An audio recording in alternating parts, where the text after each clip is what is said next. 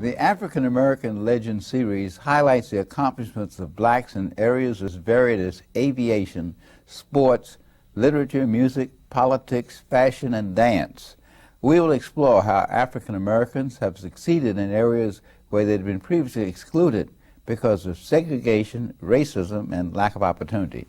I'm your host, Dr. Roscoe C. Brown, Jr., and thank you for joining us on today's program. Our guest today is Rodgers, the creator and director of the Rodgers Dance Company, which he founded some 29 years ago. That's correct, yes. Now, tell us a little about how this company got founded.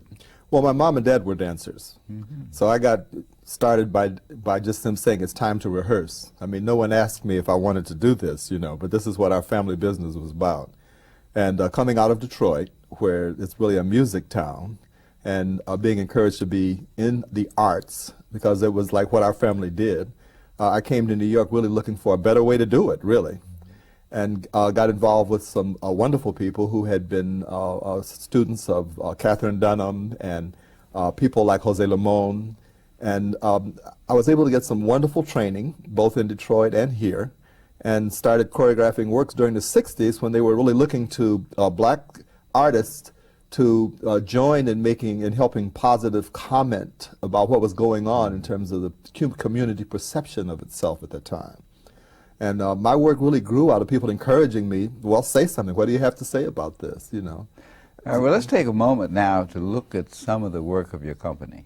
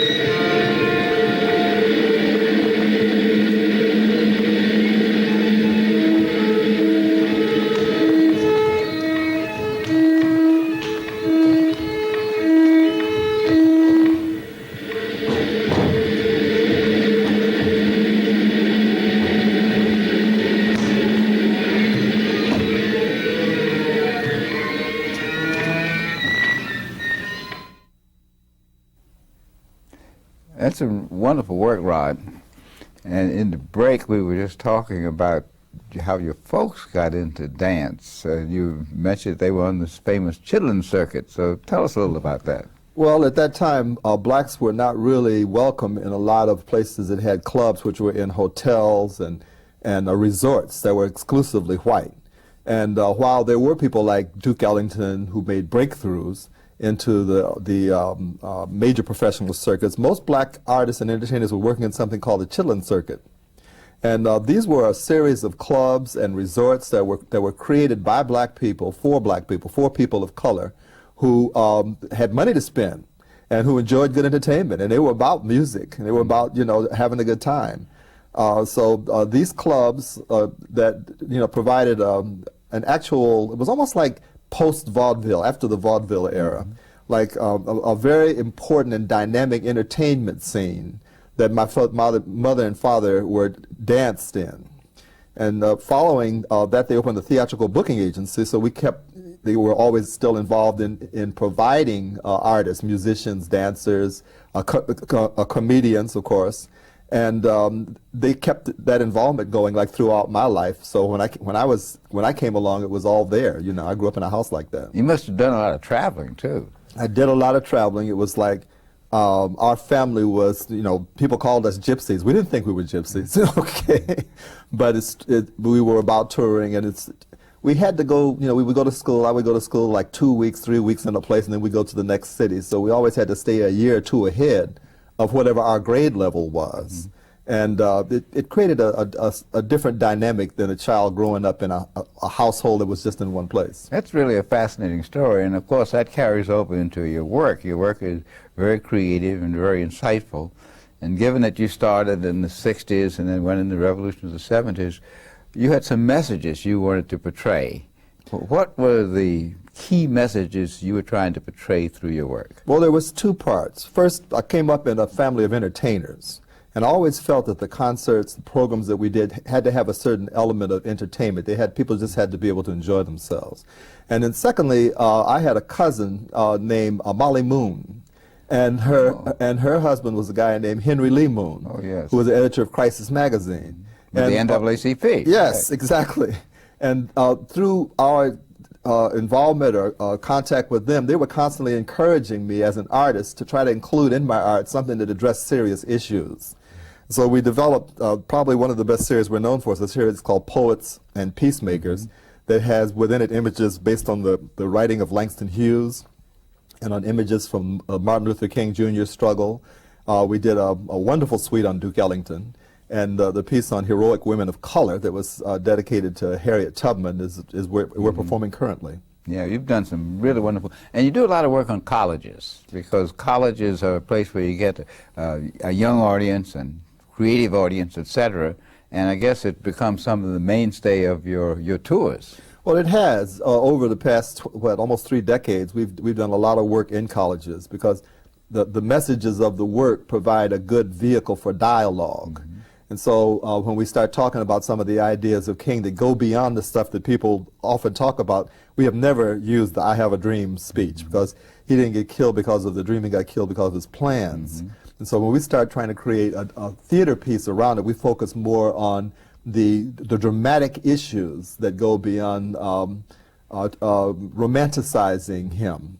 Or when we do a piece on Malcolm, it's not so much, because we got help from Betty Chavez with that particular tribute, and she said as long as we were not trying to just sanitize the whole thing to make it look like he was just a happy warrior, So we've had a lot of good help and good input from people who knew Langston Hughes, who knew Martin Luther King, and who knew Malcolm X. Well, this means integrating drama and dance and music and history. Now, how do you do that? Well, the best way to talk about dance is just not to talk about it, just to see it, actually.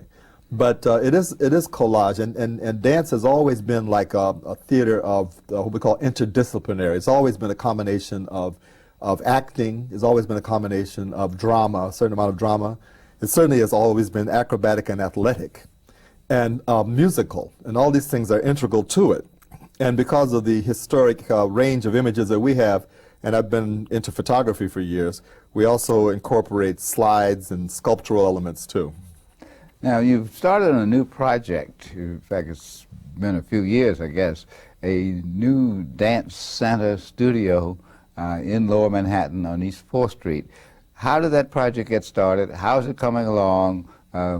What led you to decide to do this? Well, you have to have a studio. Dance is one of those things that is not like theater, they can rehearse anywhere, where you have to have very specific kinds of space and floors and mirrors and things to work with.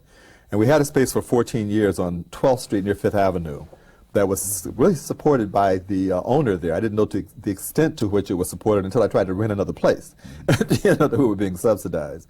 But and when he died, and the whole block was bought by a developer, we were debating as to whether we should try to move into an institution. At that time, we were invited to work in the Henry Street settlement, or develop our own place. And we had very ambitious people working with us who encouraged us to go into a 100-year-old building that had been owned by Luchow's at one point, had been restaurants, and to try to create our own studio. I had no idea what we were getting into. I had no idea what renovation of old buildings involved. And it just finally, after more than 10 years of work, it's finished. We're ready to open it, and we're really excited about it. Well, how did you put the package together in terms of the funding to do this? We had a lot of help, and it was done incrementally. But people like Dinkins, when he was the borough president, from his office, was certainly helpful. We got help from the borough president Messenger when she came in. We got help from Mayor Koch. And we've gotten assistance from the current administration that has allowed us to actually finish the project, because it's been started and stopped and started and stopped so many times. So the Giuliani administration actually has been helpful. See, culture is a part of the life of New York City. Between Wall Street and culture and sports, that's New York City. And I think it's a good investment of both the business community and government and foundations to support culture. On the other hand, culture has a hard time because the cultural institutions sometimes looked at as a frill. They looked at as probably spending money that could be spent better on something else. How have you confronted that in your fundraising efforts? How have you confronted the fact that culture is so much an integral part of New York City and an integral part of the black community and so on? Well,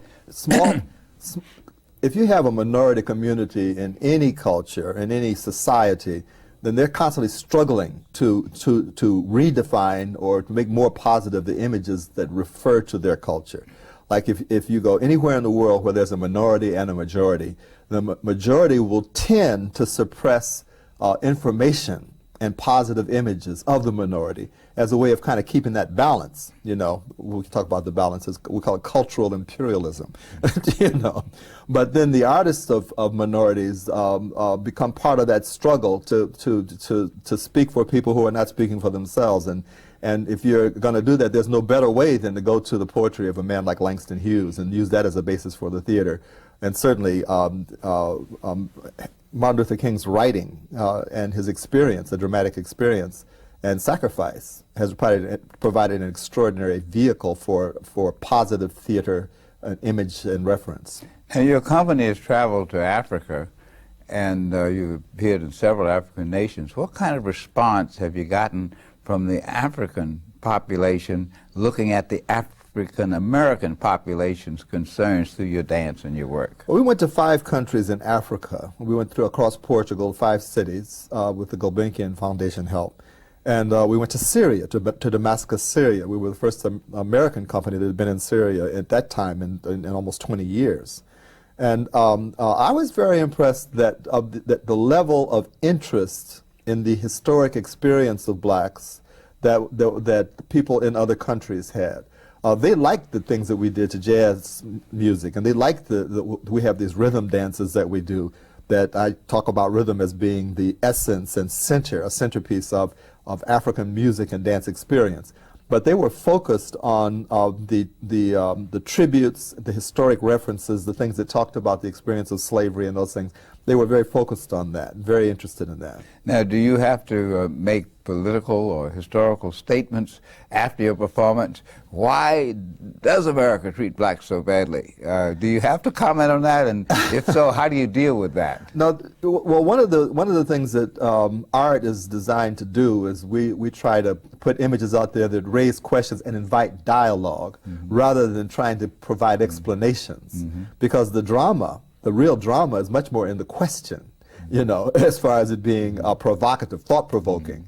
And if you see the piece that we do on Harriet Tubman, it raises questions that are dramatic, and I think that when we started talking about trying to do a piece about women that was historic, that it inevitably it began to reflect on what's happening with women today too. So that whole thing of what's happening with women in this struggle now, and women who are involved in the struggle historically, starts to come up. And we don't have any trouble with the women taking over the dialogue. Like the minute after the curtain goes down, they step forward and they do that. How has contemporary black dance changed from the 70s to now? Well, there's dance and theater and music, in terms of where it makes money, has always existed as an entertainment form. At one point, when people started to pay attention to the dance of black artists, they were very excited about the dance and theater that was being done by people like Alvin Ailey and Katherine Dunham and Pearl Primus, because it was the first time that part of that whole thing where black Americans began to celebrate the African experience and began to celebrate our experience here in more positive terms. But the entertainment side of it, with the emergence of music videos and all that, is so dominating now that when I start working with young people and you start talking to them about dance, the first thing they want to do is they want to do a hip-hop thing that has to do with the dance they have seen. They've seen very little of what dance can really do as a form of theater that can address serious issues. So we're being dominated, almost overwhelmed by music videos that are like about being sexy and about being funky and about being strange. Well, how do you recruit your dancers? How does someone become a dancer? Let's say I know someone who wants to see your work, wants to join the Rodgers dance company. How do you do that? Well, that's why we have a school now. That's why we're opening up our own studio. Partly, this is a city that has wonderful studios. But for our purposes, we've always been able to get some exciting dancers that have come through the experience of studying with teachers that are associated with our studio, and a certain number of the dancers come to us from that. But we also get dancers because they've seen our company perform at different universities, because they've seen our company perform at different theaters, and they're interested. And we get dancers from just what we call straight audition calls, where we publicize in the trades, and they respond to those kind of bulletins and word of mouth. Now, with this new studio, you'll be able to offer many, many more classes, and I imagine out of the classes, you'll end up selecting people to participate in your company. Well, a lot of people who go to dance studios, they should just go. They go for fun. They go for the fun of it. A lot of the income that we used to get from dance studios was from people who are trying to do body conditioning, and that's all been taken over now by that the health and fitness business. By the health and fitness business, which has only been really going for about 15 to 16 years, somewhere in the last 20 years. But about 30 or 40%, maybe even 50% of the income from a studio used to be from people who were just doing body conditioning. What we call aerobics now. Exactly, exactly. So our focus still is two-tiered. We still have a focus on dance for recreational dancers, people who are dancing for the fun of it, and that's what it should be, you know. Because the reason sports is so successful is because there's so many amateurs, you know. So amateur means lover of, and that's a positive thing. So we have to have a whole lot of stuff for amateurs, people who love to dance, who want to dance with African dancers, and we have an exciting teacher from Guinea who was here last night in the studio with traditional drummers, and jazz is being taught, and hip-hop too. But that ain't all we do, you know. And then we have the more serious side for dancers who have professional aspirations, and built right into it. The centerpiece of our studio is to provide training for people who have serious aspirations as dancers. In terms of your year's time, what percentage of your time do you spend on the road giving performances, and what percentage of your time do you spend in the studio? Well, because we got caught up in a renovation project that was more complex than we could have imagined, the last few years I've been trying to stay close to New York to see it through because it kept starting and stopping. And finally, it has gotten finished. Finally, the studios on East 4th Street are ready for business. We're ready to open. But when we're touring, during our touring year, we'll do about 100 programs a year. And maybe 30 to 40% of those will be things like arts and education programs for children. And then the others will be programs in colleges and universities, in that kind of a circuit. There's a whole network through the college and university system and festivals.